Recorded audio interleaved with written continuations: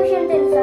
శ్రీకృష్ణుడు 14 సంవత్సరాల తర్వాత కంసుడిని సంహరించిన తర్వాత వాళ్ళ తల్లిదండ్రులైన దేవకి మరియు వసుదేవులను విడిపిస్తాడు.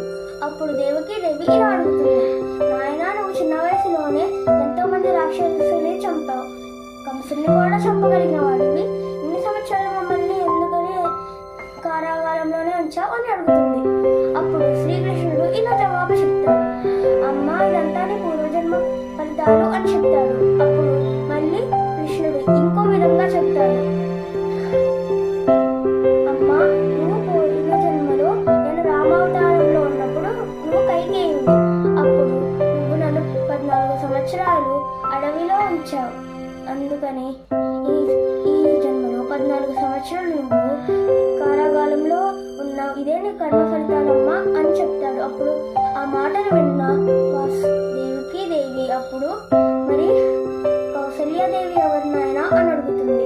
అప్పుడు శ్రీకృష్ణుడు చిరునవ్వుతో ఇలా సమాధానం చెప్తాడు, అప్పటి కౌసల్యాదేవి ఇప్పటి యశోదాదేవి అని చెప్తాడు.